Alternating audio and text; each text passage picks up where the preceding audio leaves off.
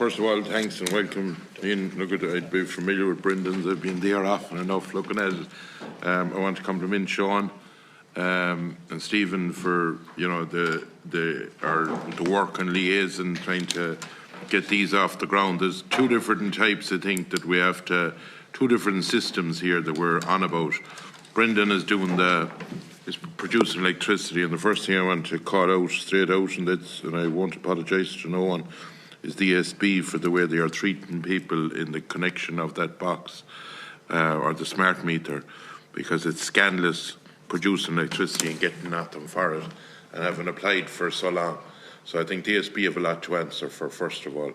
I'm aware of this, so I've nothing, there's no apologising to the ESB by me. Brendan's system is a phenomenal system. I've seen it. The one thing I would say to you, Sean, and you've heard me saying it before, is this workable in like a community venture for grantee? That's one question. Because I think, look, we all know there's some people that live 100 cows, and I know Brendan's system well. There are some people that will have 10 cows and 20 cows, and I'm just wondering, is there a way of working that together? If that was possible. In relation to BIA, or the place in North Dublin, I think that's the same place that we were. It's a fine operation. It's one of the most sophisticated, I'd say, in the country, the way it's done. But I did appreciate the manager of it, the guy, I can't remember his name at the moment. I asked him a straight question, I said, if you were to buy grass off me and bring it in, would you survive? And he said, no. And he was straight up about it. Yeah, you need to get the raw materials for basically, like you're getting food waste, isn't that right?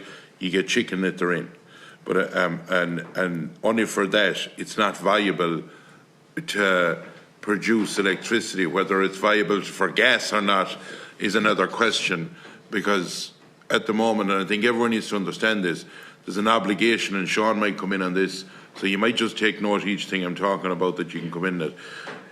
There's an obligation coming in of 10% of renewable energy for companies. Is that right? Sean will talk about that. But that's my understanding for all companies, that you can get it out of Europe 90% to it, but you have to bring 10% for renewable. So where will that fit?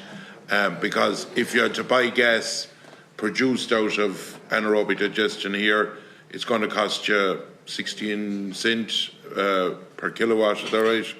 And you'll buy it at 4 cents, I think, off the grid the other way. So, like, it's not going to work that way unless you do it. Brendan is creating electricity. What he's doing, because of the robots, they're going all the time, and his bill is so high. It's 3,000. It's saving. I think it's saving you about 3,000 a month. Is that fair to say? So that's you over 9 years. But you have to make these things pay in 9 years. And I've said before to Brendan, and I've said it to, there's two engines, and we're all used to engines, Denny and Willie. We're used to rooting at engines all our life. I would have a second engine there, because if one goes wrong, you need to be up and running the whole time. But be careful the way you're driving that Zetter tractor. Did you see the film with the Zetter tractor? But in fairness, it's a phenomenal setup, Brendan's, and it's interesting to see the grass growth, because I'd have seen that as well, is phenomenal. Now, you spoke about, Stephen, you spoke about, I was hugely impressed with that place out there. You're going on to gas, but you said how farmers out the country has done it. The big problem for farmers is that if you're a tillage farmer, you don't need to be in board BIA. If you're a beef farmer, a sheep farmer, or a dairy farmer, or a suckler farmer, you have to be in board BIA, and board BIA will not give you board BIA. You're wrong on that. I'm not wrong. Yeah, well, I'll talk to you about that. Go ahead. Well, I'll put it this way to you. If Irish Water, and I'm well familiar, I've done a lot of research on these. Irish Water, if you go to their place, and if you bring the sludge back and you push through anaerobic digestion, they will not give it. That's correct. But if there's no sewage sludge going in, and I have this in writing from Board BIA, if there's no sewage sludge going into a plant, it's if you're using all farm product. Farm we're waste, okay. food waste, Yeah. food processing waste, no problem. Yeah. Spread it, and I have that. But if you're using anything outside that, Sewage it has to be sludge, completely yeah. farm waste. Yeah, exactly. Or To the food guys in waste. Neffen, and look at Michael, I've met you before. Like I know that you're at the site down in Ballinrobe. I know that, and you're looking at more sites around the country. Other than being involved, I think you've a tie-up with the Corrib gas and all that. Is it viable, realistically, that you can say to a farmer, I'll give you €30 a bale or whatever for silage? I cannot see the maths working on that. I know the chicken litter, the one thing that'll be that you can use, and farmers are trying to get rid of it. But there's a bigger picture needed in this. And Sean, you might come in on this. I read the other day that there's a Nature and Climate Fund, 500 million, and now being given.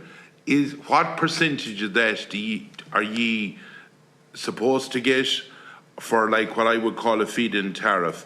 Because in my opinion, if there isn't feed-in tariffs brought in, it will be a slow burner for a lot of people. It's fine if you have something going well behind you that's going to finance it, and you can wait.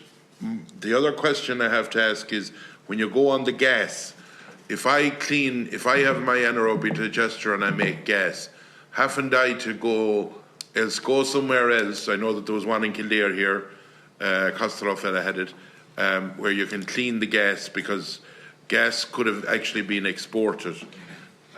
But there's some feedback then, am I right in saying, from like carbon credits that you can get, like they were trading at 14 cents and then the arse fell out of them and it left them. I heard them shouting about HVO and the HVO, because what it was coming in there was a problem.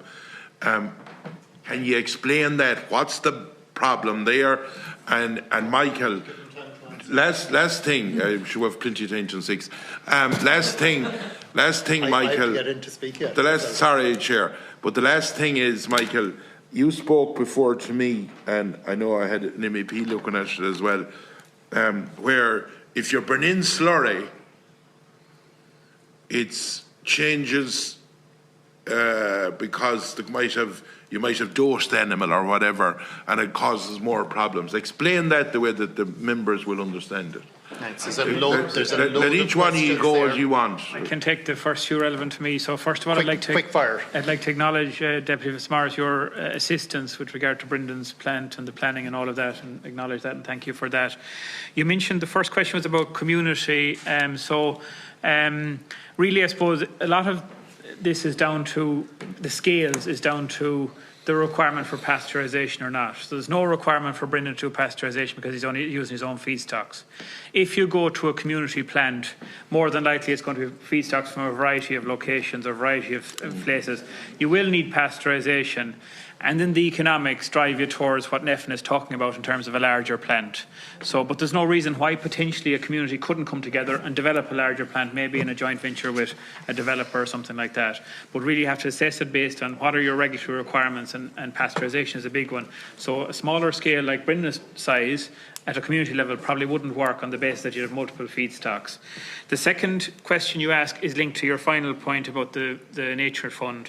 So the obligation, what's being proposed to develop the sector is a renewable heat obligation.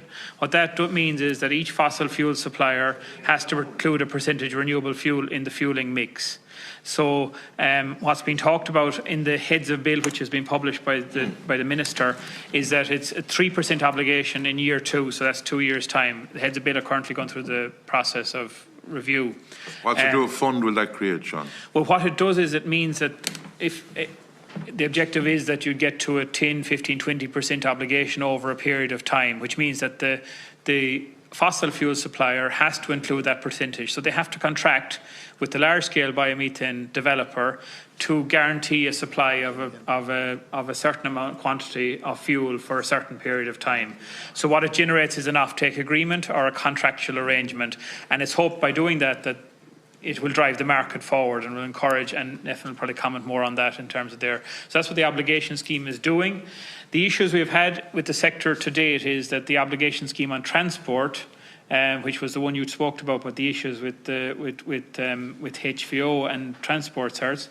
The issue we've had in the obligation scheme for transport is that imported liquid fuels from non-EU sources, so that's from China, Indonesia and Malaysia, have found their way into the system. They're being produced at huge volumes and they're cheaper than indigenous fuels, be that liquid fuels or biomethane. And as a result of that, and because the department incentivised that by a multiplier on those non-EU fuels, or the feedstocks associated with those non-EU fuels, that increased the amount of them there was in the market. And what that did was then it reduced the price of the certs, which caused issue on the particular plant that you spoke about in Kildare, because they were no longer able to compete with these other fuels in terms of biomethane fulfilling it. In terms of the Climate and Nature Fund, the proposal is that biomethane and district heating would share that €500 million, the figure that was being talked about by in the climate. That's not a feed-in tariff, that is a capital grant support programme. Okay. We have no sight in terms of what percentage will be for biomethane and what percentage will be for district heating. We would hope, because that both would get their piece of the pie, but that there's a lot of projects on the biomethane side in the planning process and through planning or in the process of going into planning. So there is a lot of biomethane projects that could avail of that grant support scheme when it's launched. But we wait the detail in terms of how that's going to be broken out, what percentage grant is going to be, and what the terms and conditions associated with it are going to be. So I think they were the three questions you had for me. If I could just follow in quickly on the viability question, because that's a really key one. And I touched on it earlier in a response to an earlier question, I think from Deputy Daly, was in relation to the EU Net Zero Industry Act, which is now amongst us for consultation. And in it, it talks about auctions and auction prices. So I referenced the Dutch and the French auctions, where you go and procure gas from the market, the same as we do electricity. And that gives that viability floor price. PSO. And as I mentioned earlier in my response, there's been significant periods of benefit to the PSO, as in capturing money over the last number of years through the PSO system and the electricity support scheme. So industry needs clean gas. There's no question about it. Industry also needs cheap gas. Do you understand me? Correct. No point in saying, like, I know everyone wants the ideal world, but in fairness, while you have to use a percentage, you're not going to use 100% because it's to be too dear for you. Do you understand me? I do, and I fully agree with your point. But the point I will make is, as the cost of gas goes up based on our carbon taxes, as we look at the challenges around sustaining industry, we're looking at an abundance of energy coming into this island, an opportunity to grow economically, to attract in much more challenging geopolitical countries where we can actually have a much more stable geopolitical opportunity. If we can have clean gas on tap and we can have clean electricity on tap, then future generations here, from an economical and social aspect, will have regional benefits. This is a real regional opportunity with this particular one. So I would encourage the government to at least investigate the opportunity to put an auction-based contracting system with 15 to 20 years. That will close the gap for industry. It'll bring the price of gas to where it needs to be, but it'll also increase rapidly the percentage of renewable gas in that mix. Stephen? Any one of the specific questions, there was a no, just in the line of you're able to do it with agricultural stuff, but other than that, it's not allowed. Yeah, so that was your point. In the CHPs at the moment, that's the way it was set up, and it's an inefficient way. Generally, it works if you've got slurry going in, but to make electricity, there's wind turbines and there's different ways of doing that. But in terms of gas, and it was asked earlier about decarbonising transport, so renewable gas is really the only fuel that can decarbonise heavy goods vehicles. There's already a CNG fleet, a compressed natural gas fleet. In Ireland, if you supply gas into the network, that can then be used to fuel those trucks. That's what the plant in Kildare was doing, supplying through the RTFO scheme. So, yeah, then you need a better price, and we expect and anticipate a better price. But every nascent renewable industry has always got some level of support to get it off the ground, and that's kind of all the industry is asking for, is just to get it off the ground. then it will eventually Michael. make sense. Just want to pick up on a couple of things, Michael. On the pasteurisation and the community development, once there's a slurry product coming from more than 2 farms, you require an APP licence with the Department of Agriculture. So that would add to the costing model that has been used. On the crop value in is based on its gas generating potential. So where we would produce crop, it's based on the bio-based fertiliser that we produce. It's on selected ground.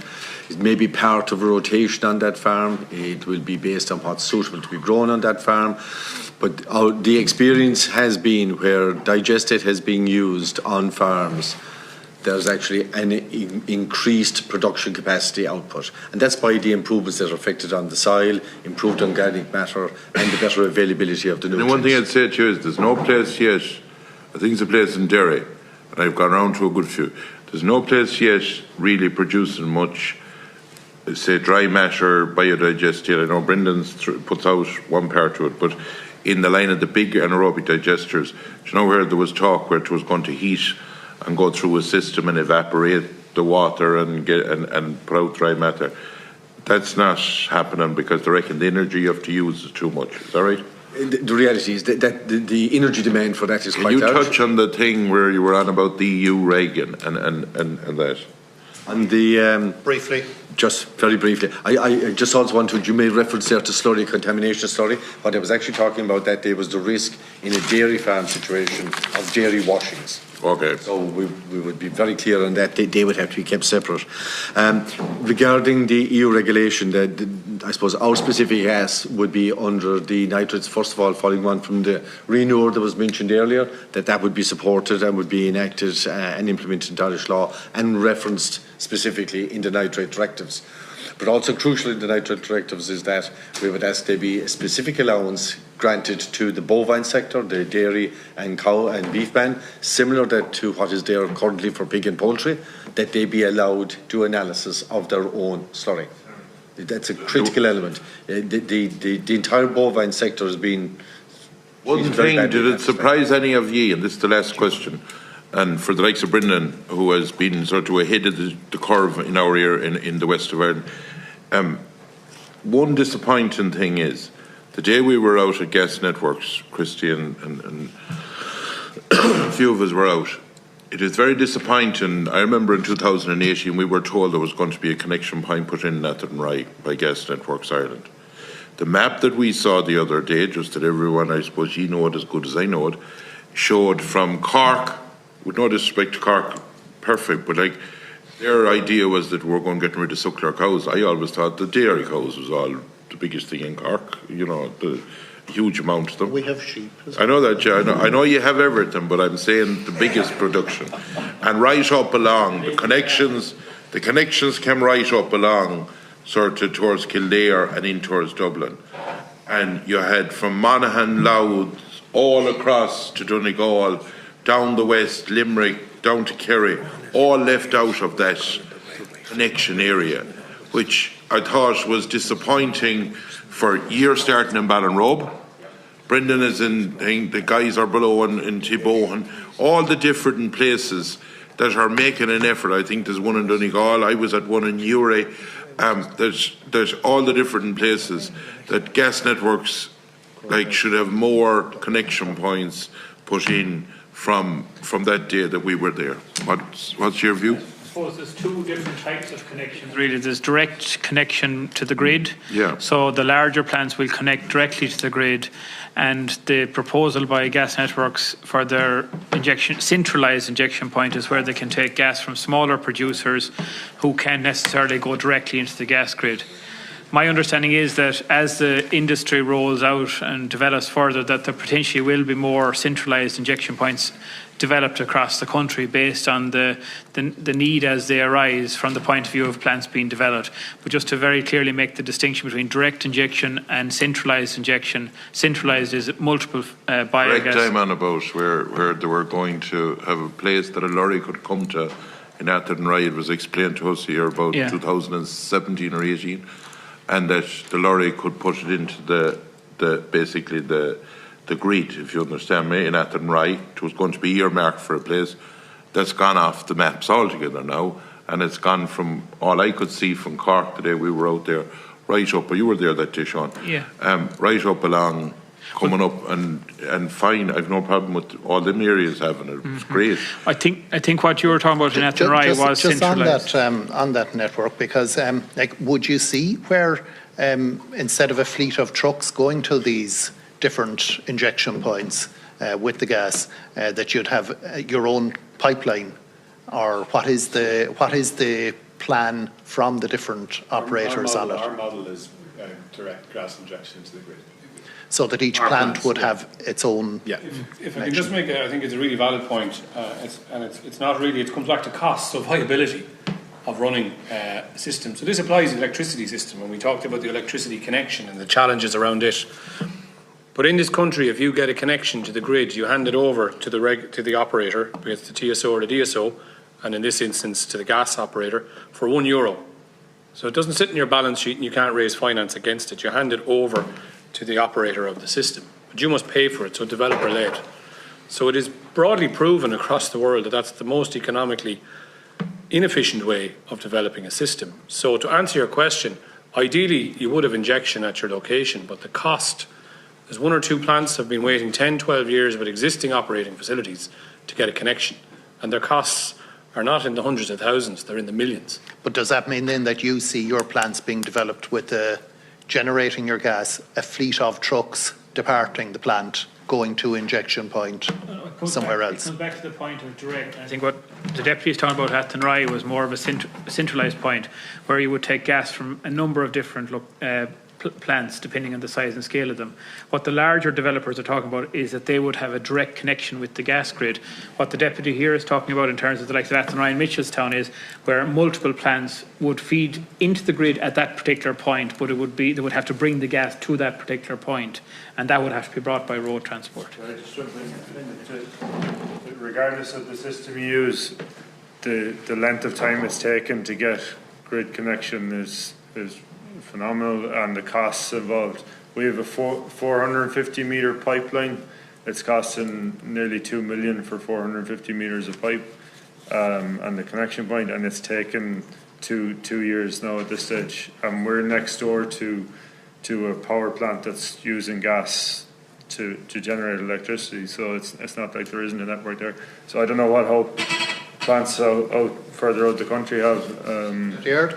No, I just like to say,